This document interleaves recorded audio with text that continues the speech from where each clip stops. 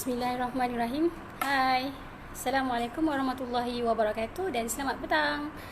Okay, so petang ni adalah petang yang ketiga Madam buat FB Live setiap hari Jumaat, membincangkan Madam nak bagi info lah, tak adalah nak bincang sangat. Madam nak bagi info tentang cukai. Okay, so apa yang Madam nak info hari ni?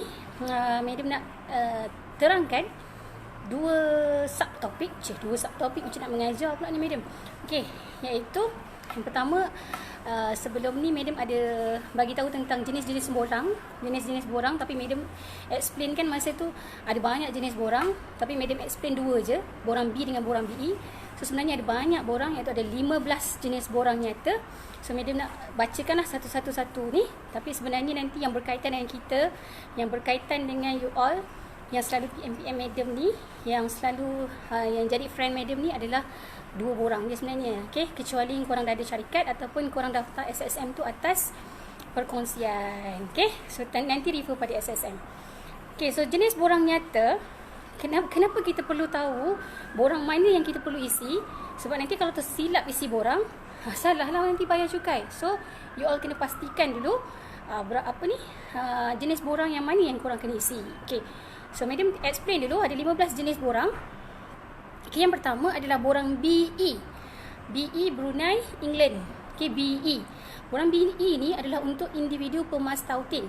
Okay, apa tu pemastautin? Okay, dalam percukaian, sama ada nak menentukan seseorang itu pemastautin ataupun tidak, tu pun ada juga ada punya topik dia tu. So mungkin Madam akan explain minggu depan macam mana cara nak tentukan, tu spesifik. Kalau dalam taxation percukaian satu, student Madam belajar dalam 3 minggu juga topik tu. Okay, siap ada quiz lagi. Okay, so tapi mostly nak tentukan sama ada kita pemastautin atau tidak, dia adalah beberapa hari yang kena berada di Malaysia berturut-turut atau tidak. Ni yang maksudnya yang kalau sentiasa travel lah keluar negara tu lebih banyak. So dia sebenarnya sepatutnya dicukai di mana? Okay, dicukai di Malaysia ke, contohnya dia kerja Singapura, dicukai di Malaysia ke, sepatutnya dicukai dekat Singapura. Tu pentingnya nak menentukan taraf pemastautin individu tu di negara mana. Okay, so untuk borang BE ni adalah untuk individu pemastautin, okay, dan tak menjalankan perniagaan. Yang paling simple adalah BE ni adalah untuk orang yang makan gaji lah, tapi tak ada sumber pendapatan perniagaan, maksudnya tak ada SSM lah. Okay, tu yang pertama. Yang kedua, borang B saja, Brunei saja, Brunei. Okay, individu pemastautin yang menjalankan perniagaan, maksudnya individu pemastautin di Malaysia, okay, dan dia menjalankan perniagaan. Okay, dia menjalankan perniagaan, so borang B lah. Menjalankan perniagaan ni maksudnya milikan tunggal lah. Okay, so yang ketiga borang Penang. Okay, Penang.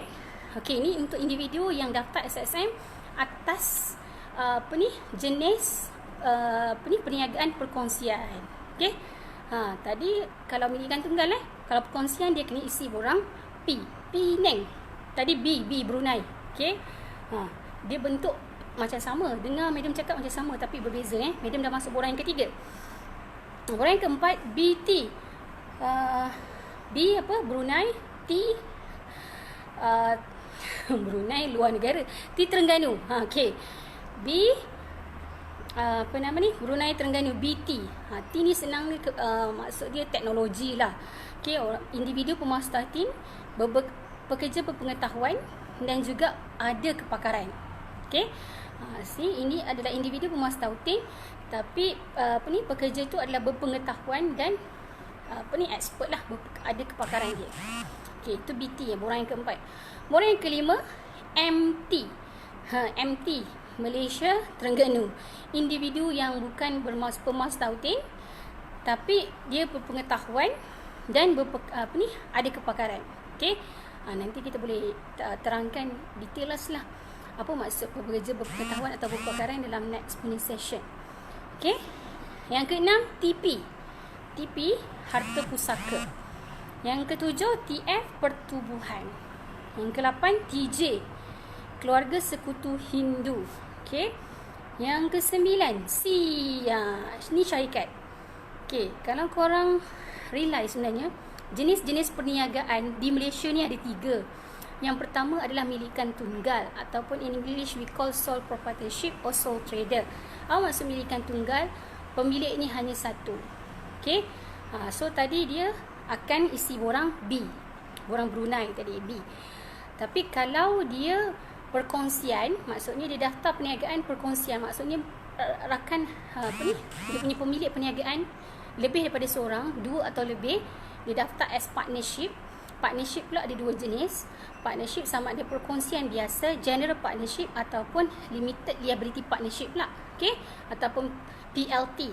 So 2 jenis perkongsian ni akan isi borang yang berbeza.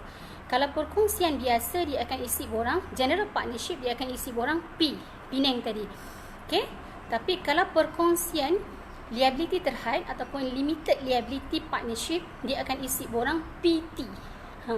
P, Penang, Terengganu. Okey. So syarikat pula adalah jenis perniagaan yang ketiga yang ada di Malaysia. Okey, syarikat ada 2 jenis, sama ada syarikat sendirian berhad, kecil sikit, ataupun syarikat berhad. Okey, dua-dua ciri ni pun, dua-dua jenis syarikat ni pun beza Kalau macam ni korang nak identify dekat nama perniagaan tu. Perasan tak kat belakang dia ada contohnya KLC Holding Berhad. So dia under Berhad lah, dia syarikat Berhad. Okey. Kalau Pasaraya Borong Sakan Sendirian Berhad, tu syarikat Sendirian Berhad lah. Okey. So kalau syarikat sama ada dia Sendirian Berhad atau syarikat Berhad, dia perlu isi borang C. Okey.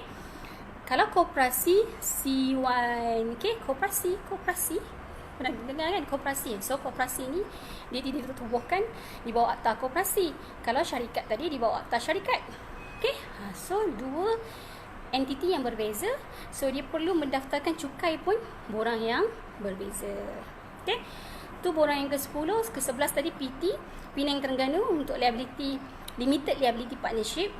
TC yang ke-12 borang untuk unit amanah. Okey, TA untuk borang badan untuk badan-badan amanah.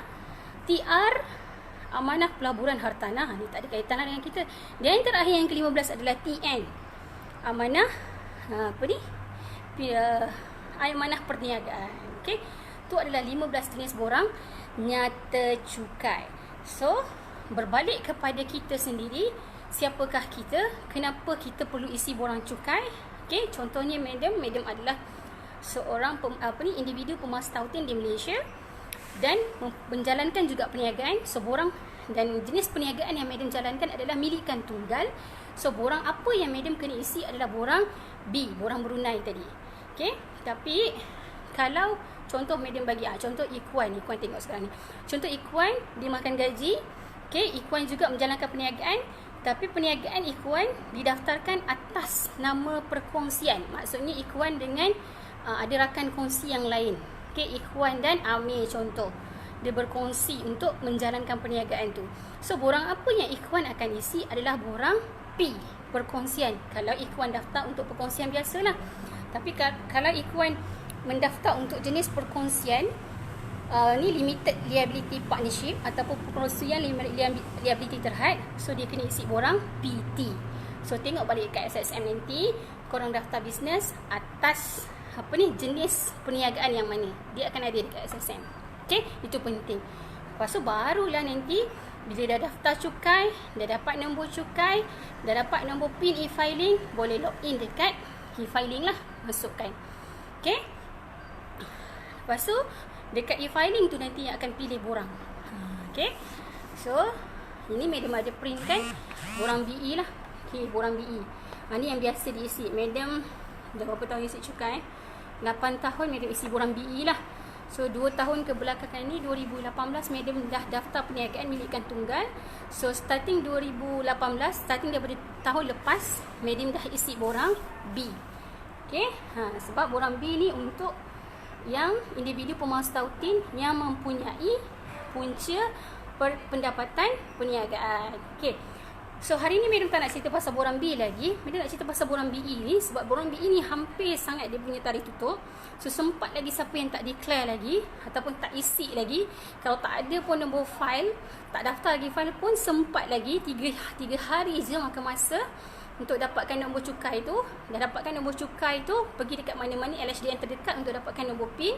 Kalau tak boleh pergi, call di HDN, boleh tak post nombor PIN tu. Lepas tu dah dapat nombor PIN tu, masuk dekat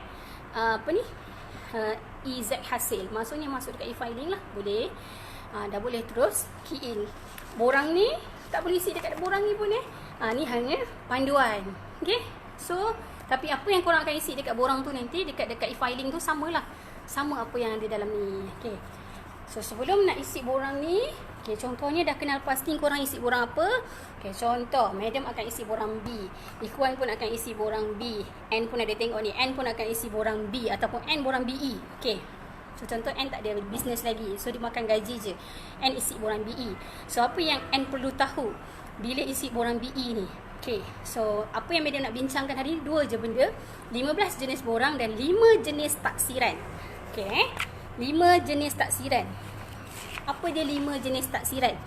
Sebab korang kena decide korang nak pilih jenis taksiran yang mana. Okay, so kita ada 5 jenis taksiran. Yang pertama adalah taksiran bersama atas nama suami. Okay, taksiran bersama atas nama suami. Okay, taksiran bersama ni maksudnya dia suami isteri. Okay, dia pilih untuk melaporkan pendapatan sekali. Itu maksudnya bersama. Okay, tapi atas nama pembayarnya adalah suami. Okay, isteri hanya tumpang lah. Dia akan laporkan bersama nanti. Okay, tu jenis taksiran yang pertama. Jenis taksiran yang kedua, biasanya kenapa pilih atas nama suami? Sebab suami mempunyai pendapatan yang lebih tinggi daripada isteri. Isteri mungkin sikit je pendapatan. Okay? Tapi kalau dua-dua mempunyai pendapatan yang sama banyak ataupun tinggi, rugi sebenarnya pilih taksiran bersama. Better nanti pergi taksiran yang jenis yang ketiga. Okay. Madam pergi dulu jenis taksiran yang kedua, bersama atas nama isteri. So isteri pula yang mempunyai pendapatan yang tinggi, suaminya sikit je pendapatan dia, ataupun suaminya hanya dapat pendapatan dia tak banyak. Okay, so boleh pilih pendapatan, boleh pilih jenis taksiran bersama atas nama isteri, ataupun suami memang tak ada punca pendapatan, isteri sahaja yang bekerja. Okay, macam tadi tu suami isteri tak ada punca pendapatan, suami saja yang bekerja. So pilihlah taksiran bersama. Okay, sebab apa? Bila pilih taksiran bersama ni, untuk part rebate nanti dia akan dapat 2 orang punya rebate. Kalau dia punya pendapatan bercukai dia kurang 35,000, dia akan dapat 400 orang lah rebate. Rebate ni tolak terus daripada cukai pendapatan. Okay, tu 2 jenis taksiran yang kedua. Jenis taksiran yang ketiga adalah berasingan. Ni paling bagus. Kalau suami isteri bekerja, suami isteri ada pendapatan, better pilih jenis taksiran berasingan. So kenapa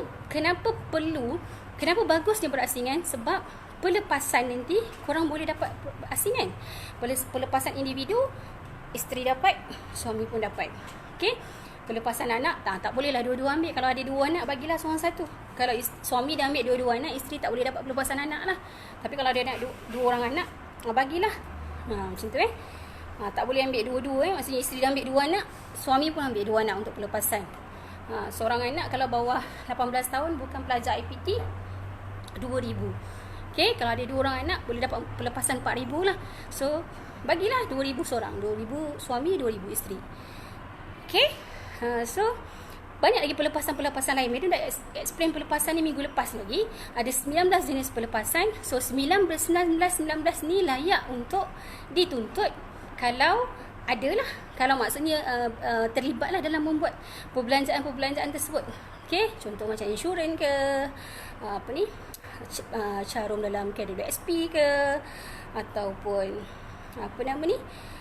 pelepasan SSPN, untuk medical card, perbelanjaan perubatan ibu bapa diri sendiri, okay, pelepasan ibu bapa. Okay, tapi kalau pilih bersama tadi, untuk pelepasan untuk ibu bapa hanya atas nama siapa tadi. Sebab tu penting nak tentukan bersama atas nama suami atau bersama atas nama isteri. Kalau pilih taksiran jenis pertama bersama atas nama suami, so suami tu boleh dapat pelepasan untuk ibu bapa suami saja. Walaupun dipilih taksiran bersama, ibu bapa isteri dia tak boleh dapat pelepasan.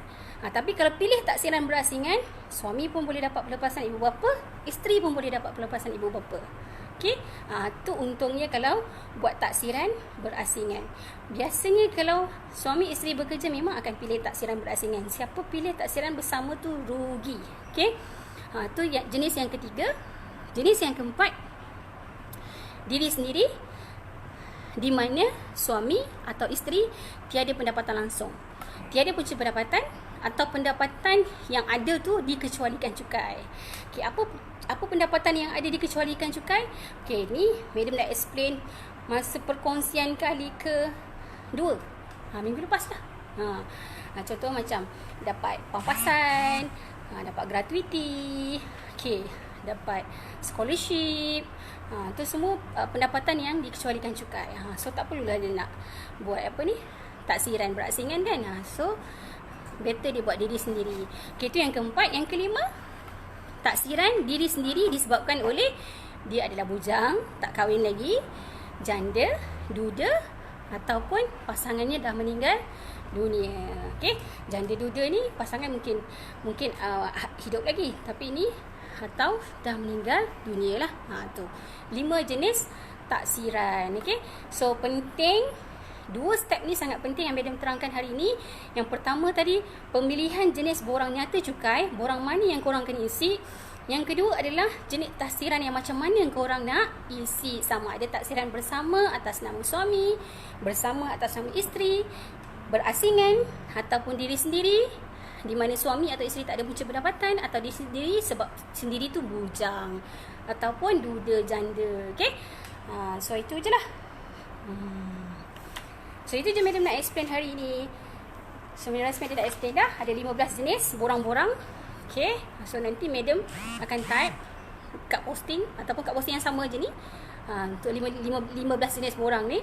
Dan juga sebab ada yang malas nak dengar madam bembel ni, dia lebih suka baca. Okay, sekejap lagi madam akan type. Dan 5 jenis taksiran pun madam akan type juga, supaya korang yang tak suka dengar madam bembel ni boleh baca. Okay, so itu saja yang madam nak share. So insyaAllah minggu depan madam akan spesifik kepada borang B. Ni yang orang yang ramai tunggu-tunggu, yang ada yang ada SSM. Macam mana nak isi borang B. Okay, walaupun lambat lagi tarikh submission dia, so tapi kita kena ready dah. Borang B ni rumit sikit sebab kita perlukan dokumen-dokumen sokongan. Okay, dari segi perbelanjaan tak boleh suka-suka di kelas, sebab ada perbelanjaan yang dibenarkan ditolak, ada perbelanjaan yang tidak dibenarkan ditolak. Okay, pendapatan yang macam mana kita kena laporkan, pendapatan tu perlu ada atau tidak bukti sokongan. So itu semua madam akan share next week. Okay, itu saja madam punya sharing hari ini. Terima kasih Anne, terima kasih Yati, terima kasih Izzah, terima kasih Muiz. Okay, Assalamualaikum, bye.